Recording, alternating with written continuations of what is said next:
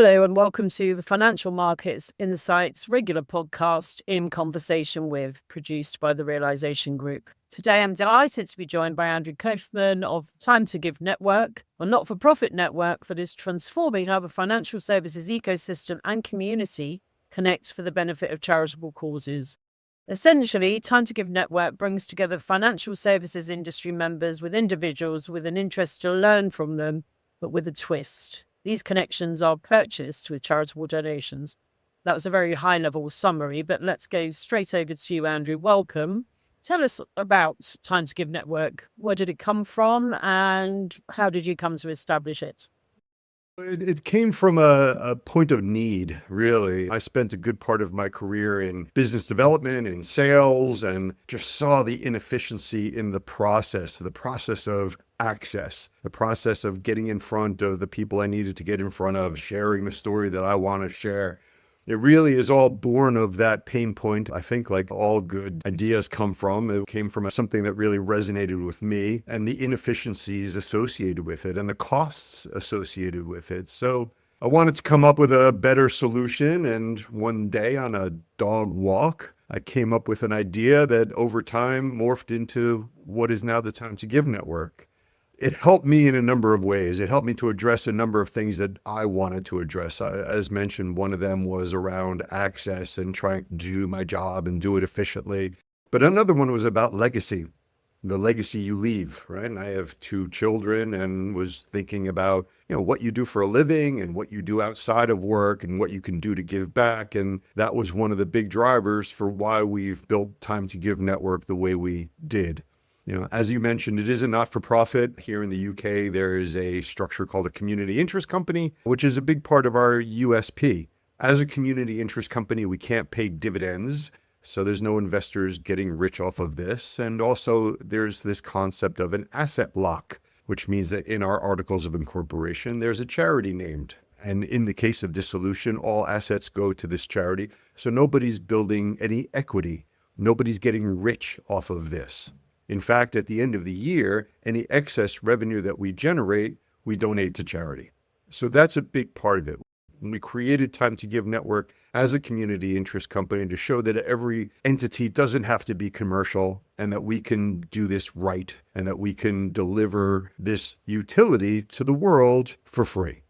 Can we talk actually a bit more? You've referenced to utility, and again, apologies, I might have muddied the waters in our introductions. So in essence, what does Time to Give Network do? What's its purpose? So it is based on the Warren Buffett lunch auction. And I've always been a big fan of eBay. I loved how eBay allows things to realize their intrinsic value. Warren Buffett apparently is worth $17 million for a lunch, which was the last auction that he did on eBay of a lunch. He did it for 10 years and he raised over $50 million for a charity called Glide in San Francisco. And I always thought, well, everybody's time has intrinsic value. So if we can create a platform that productizes what Warren Buffett started and allow everybody to offer their time in return for a donation to their charity of choice, then we might really be on to something. So this technology platform that I mentioned is, depending on my mood, I sometimes call it the love child of LinkedIn and eBay. Love child just began because this is a not-for-profit venture, but also because it takes the profiles of LinkedIn.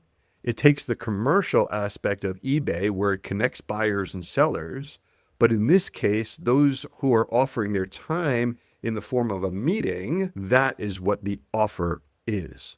And on the other side is those who seek that access for whatever reason. And Time to Give Network is a technology platform that brings them together, whether it's via an auction or via a buy it now model, which was really what we've been using just because it works much easier, where people just determine what value do they see for an hour of their time. They apply a value to that. If the other side of that equation feels like there's a compelling return on investment on that charitable donation, a connection can be made. That's, evidently the auction versus buy it now is very much an eBay model. Is it also not a bit like an exchange, a traditional exchange where you need buyers and sellers and liquidity? The liquidity in this case being, I guess, the value of the connection between time givers and time bidders. in terms of the charitable contribution or the charitable value that generates. Correct. Now, in my example, in a business development role, obviously, I just want to get in front of executives and understand their business, understand their pain points, establish some level of a relationship where I can add value. And if there is a good fit, then maybe it represents a commercial opportunity. But I always like to say that nobody went to Warren Buffett with a PowerPoint deck, right? Some people just want to get in front of other people to learn. Some people want to get in front of people just to network, because I want you to understand what I'm doing or what my business is all about, because as you're a well-connected person, and if we're on your radar, then that's great. It could be for a selfie. Really, the drivers for access are plentiful. But you're right. It was really originally built to address a burning need of how do I further our business development goals by getting introductions and time with the right people in order to be able to fill my pipeline at the end of the day. But on this one, does it also then, can you infer from that a time giver, there might be multiple bidders for that particular time giver's time? So it's a sort of one to many, many to one type model, rather than creating exclusive, bilateral connections. Would that be true? Absolutely. Again, if you take the eBay analogy, if I'm a busy executive and I decide that I'm going to make myself available for an hour a month to support a charity that I care a lot about, and I'm willing to take a meeting, a 1 hour face-to-face meeting, because we really do encourage face-to-face meetings in order to make it as impactful as possible. But I'm willing to set aside an hour of time in return to allow access for somebody. You're right. The hope is that there's multiple people who seek access to that person.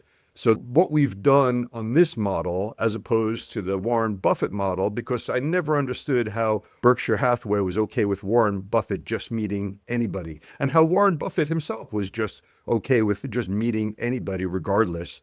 So we've put rails around this in this productized model, where whoever is offering their time, they have the ability to say, hey, thanks, but no thanks. I can't take this meeting because I have a compliance issue, or I don't want to waste your time because what I think you want is not necessarily what I can offer you. So the time giver has the ability to say thanks, but no thanks, or says, yes, I'm happy to take that meeting, which helps the time givers to get a much greater comfort level that this meeting is going to be impactful and within the confines of what they and their company are comfortable with. That's another platform altogether. I was thinking now more of a dating site. Then you can swipe left or right if you're a time giver. No, if you put yourself up there and you accept a meeting, then that offer goes away. If you decide the next month you want to offer another hour, put yourself up again. So you could offer an unlimited number of meetings, or you could say, you know what, an hour a quarter is enough for me. I'll take one meeting a quarter, and that's fine. Or some people are just a bit more keen to do everything they can and find that hour to raise as much money as they can for a charity that's near and dear to their heart. I was going to ask you a separate question about time givers, but on this one, so the charity, so your time giver, Mr. X, Mrs. X, says, I will give up an hour of my time, and then they can nominate the charity of their choice, or would it be linked to their company's chosen charities? How does that piece of it work? So it's going to depend on the company. If the company dictates that they need to choose just a charity partner, then they might have to comply with those rules of their organization. We haven't seen that yet. What we've seen is that companies are happy to allow their employees to pick any charity they want. The way we've constructed this is that we have an API connection to Just Giving. So any one of the 26,000+ charities here in the UK that are on the Just Giving network, any one of those is available to the time givers. So when a time giver creates an offer, all they really need to do is to determine the duration of the meeting, the location of the meeting, whether it's going to be in person or it's going to be via Zoom, or they're flexible in that regard, and pick the donation amount and pick the charity, and then they're off to the races. So then from the time bidder's perspective, then as part of the accepting the offer, they then say, I have made that donation. Look, there you go. I've clicked on the link and the donation is made. Is that correct? The user experience for the time bidder, because we don't envision time bidders just going to a system and looking around. Again, similar to eBay, they'll have saved searches, right? So maybe they only want to meet with compliance officers, or maybe they only want to meet with people in operations, or whatever their preferences are, whatever industry, whatever roles, they have the ability to set up saved searches. So when a time giver joins the platform and creates a new offer, the time bidder will be alerted that a new time giver offer is available and might be of interest to them. They follow the link into the platform. They see that time giver's profile as well as all the other time givers that fit that profile. They then can look at that person's LinkedIn profile. They can look at the donation amount, and they can make a determine, is the ROI on that charitable donation compelling enough for me to send the indication of interest to express my interest? Once they send that indication of interest, if it's accepted, then they have the ability via Just Giving to make that donation. Both parties are alerted. Contact information is shared from both parties because, again, we want to make sure this meeting is as impactful as possible. So the time bidder now has the opportunity to potentially set an agenda or ask some questions in advance in order to maximize that value of that time so that everybody has the highest likelihood of coming out of that meeting as satisfied as possible with the experience. But equally, unless that agreement to make the donation is, or the donation is made, then evidently the meeting wouldn't go ahead. Correct. Yeah, nothing happens until that donation is made. We are alerted via Just Giving that the donation has been successfully processed. Then and only then is information shared between the time bidder and the time giver, and the transaction is considered complete. We're just brokers at the end of the day. We're just trying to bring together parties that are willing to meet with each other. Once that connection is successfully made, they work together to determine the logistics of that meeting, the where and the when, and then they have that meeting. And then again, hopefully the time giver has a good enough experience that he or she puts themselves up on the platform again and make themselves available to yet another time bidder and raise even more money for their charity of choice. I think the broker is a great analogy. I'm reminded of my EBS days where it was exactly that. Matching, bringing together parties that want to make a market or sell, and with parties that want to buy at the right price. I was going to ask, can you talk actually more specifically about any of your actual time givers? I mean, since launching, how many time givers do you have? Can you give any illustrations of any of them in particular? Yeah, so the platform, I would say, went live in anger last summer, the summer of 24. And since then, we now have a community of over 200 participants on the platform, time givers and time bidders. We have no shortage of C-level folks. We have the CEO of Maseko. We have the chief transition officer at London and Capital. We have a senior executive at Abu Dhabi Investment Authority. We have the chief information officer and the chief operating officer at Aviva Investors. And these people have all been quite happy to join the platform in order to be able to give back. They see a lot of value in this. One of the common themes amongst them is they all have a charity that's very near and dear to their heart and something that they want to support. They feel comfortable with the model, and they know that some of them, interestingly, feel bad about ignoring all the inbound solicitations, right? All executives get no shortage of inbound queries for their time. Most of them are just ignored. And some of them are like, you know what, maybe we can give some of these people a chance that I otherwise wouldn't meet with by referring them to the Time to Give network. So they can actually create their own market. If there's a subset of those individuals that are seeking their time, they can send them to us, and we can then facilitate that match. I love that idea. So actually, yes, thinking through that. So as you say, these people are going to be bombarded through other channels for people saying, we really want to talk to you, or through LinkedIn messages or whatever. And this is actually quite elegant because it can say, well, I would talk to you, but actually you need to do it through this medium. So Exactly. you need to go to Time to Give network, and then everybody wins, right? Exactly. One of the recurring themes that when I talk to people is, a lot of people give away their time pro bono, and they're going to continue to do that, and they think that's great, and there's a time and a place for that. Some, who maybe are consultants, charge for their time. This offers that third option, right? Where you don't want to do it pro bono, you don't necessarily want to charge them, but you don't want to just give away your time, and you say for some, it could be as little as 10 pounds, or it could be hundreds of pounds or thousands of pounds, depending on who you are, obviously, but depending on what they want to do and the type of meeting as well. As a time giver, you could set one price of saying, for 20 pounds and for an hour, I'll do some mentorship, but for 200 pounds, I'll be a little bit more flexible and maybe take a pitch or, maybe offer my expertise. We've done everything we can for the time giver to control the entire process and be comfortable with the outcome, and just again offer them a means to not only separate the wheat from the chaff in their inbox, but again also support charity. As you said, to be selective, to actually, rather than trying to wade through lots of things that look similar, to be discerning.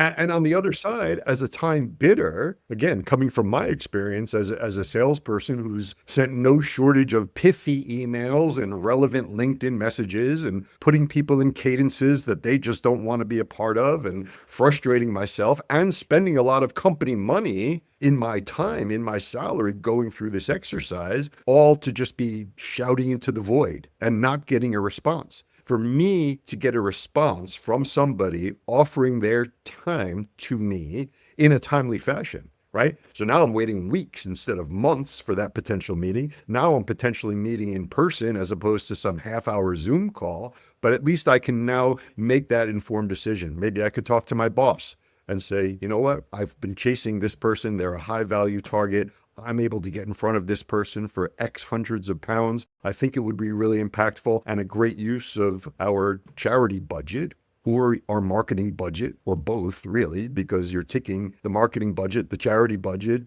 the sales budget, and just use that money efficiently and everybody wins. And then the vibe of that meeting, right? Once I turn up and meet with that person, and spend the first little while learning about why did they choose that charity and establishing a real relationship versus some relationship light half-hour Zoom call that isn't necessarily going to move the needle.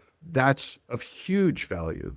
It sounds like you're creating a conversation, as you say, in a community rather than just being pitched at, sold to. We're about to enter the conference circuit, right? It's that time of year in the UK where conferences start, and we all know from our own experience, that you're going around and hearing lots of people pitching their stuff, and it's quite hard amidst all that noise to make discerning decisions. So this is actually a much more elegant way of saying, look, we've got a marketing budget, we've got a charity budget, we've got both of these things. Actually, if we expended X amounts, roughly speaking, not only can we reach one time giver, but there might be multiples of time givers, Agreed. depending on what proposition you're selling, right?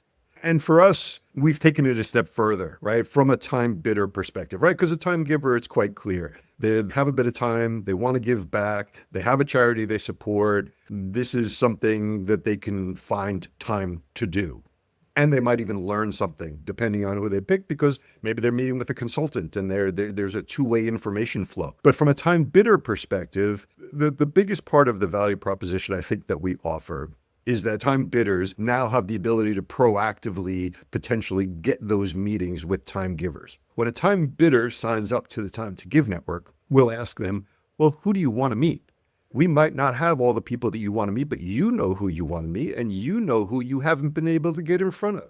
So let's try a different tack. Why don't you give us a list of all of those people you want to meet? We'll go out under this altruistic banner and tell that potential time giver that for no cost and no minimum time commitment, where they pick the day, the time, the location, the duration of the meeting, they pick the charity, they pick the amount, they pick the nature of the meeting. And oh, by the way, the market's already preloaded for your services because one of our community has already indicated that they'd be happy to make a significant donation to your charity of choice if you could take 5 minutes and sign up to the platform.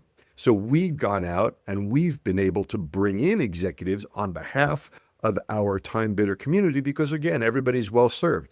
We now have a new time giver, the time bidder, we can make it target rich for them, and everybody wins. We've even now seen time bidders doing their own outreach, telling those same executives that they are part of the Time to Give network, this not-for-profit platform, and they also have a £5,000 charity budget, just to make a number up, and they say, we are happy to donate that £5,000 to a wide variety of charities, and we'd be happy to use £300 of that if you could just give us an hour of your time so we could learn a little bit more about your meeting. And again, rather than leading with some other, hey, we have a great solution and we'd love to talk to you, just lead with this and say, we respect your time. We're about giving back as well. Maybe this is something that might be of interest to you. I don't think it'll annoy anybody, and I think it'll certainly increase the odds that the time bidder will be able to get in front of that time giver and still derive, again, a compelling ROI on that charitable donation. I love this. This is the gift that keeps on giving. So the givers are creating the opportunity with just saying to people, no, you need to join the initiative in order for me to give you this valuable time. There's a quid pro quo. And the bidders are doing the same. They're saying, actually, I really want to reach these people. Let me, through my networks, persuade them that this is the venue they should be met at because everybody wins. So I guess this leads us nicely into there's a little bit of corporate social responsibility that can be leveraged on both sides, right? Yeah. One of our first major time givers, I met with her after her meeting, and she said that not 2 weeks before, she and the team went out and painted a wall. And she said, they probably had to repaint that wall after we were done with it. And that's a big problem with volunteerism at organizations is that it is a full day event. They're doing things that they don't feel like they're really adding value. Even conventional offering their time and trying to help a charity directly. If you're involved in time-based volunteering versus skills-based volunteering, it is just not going to be as impactful. So the uptake on volunteerism is not great. Another issue is that when people do volunteerism, a lot of time they don't record it so that the company can't necessarily take advantage of the fact that they are, their employees are giving back and doing good and enhancing the corporate social responsibility profile of the company. So just like it's free to time givers, it's also free to their employers. We're happy to provide to those employers who participated. How many hours did they give? How many hours did we as a company give? How many charities were well served? How much did we raise? All those sorts of hard statistics that will help them in their year-end report. And for us, it's great because if they encourage their employees to participate, whether it's for the employee's specific charity of choice or if it's for the corporate charity partner or one of the corporate charity partners, again, they feel like they're getting more involved. They can tick a box, if you want to be crass about it, that they're just getting involved. They don't have to leave their office. Like I said, they're probably going to learn something, and we make it super easy for them to be able to do it. So rather than that 8-hour day of painting a wall, take those 8 hours, break those into 8 one-hour meetings at your office at your leisure. You'll raise 4 figures for charity no matter who you are, which again, we just believe is just that much more impactful and makes the story that much more compelling. I think, I think you're absolutely right. I remember a well-known UK bank some years ago, certainly they had a sort of that internal program where people were given charity vouchers, basically a pro rata amount that they could spend supporting a charity. But this seems like a much more productive way of doing it rather than just, who shouts the loudest gets the check. In this case, to your point, you can literally say that, if you have 8 hours, if you were going to give a day of your time to do something, then break that day, fractionalize it. I quite like this. Fractionalize it. Do 8 single hours. And actually, from the charity's benefit perspective, it's probably potentially is far more valuable, actually. Yeah, the costs associated with a lot of these things, the effort that it takes for a charity to run these things, in the Time to Give network model, we don't charge the charities a dime, right? That's another big differentiator for us. This is just found money for charities where they have a brand new revenue stream of donations that they might not even necessarily know, who was helping to raise money for them.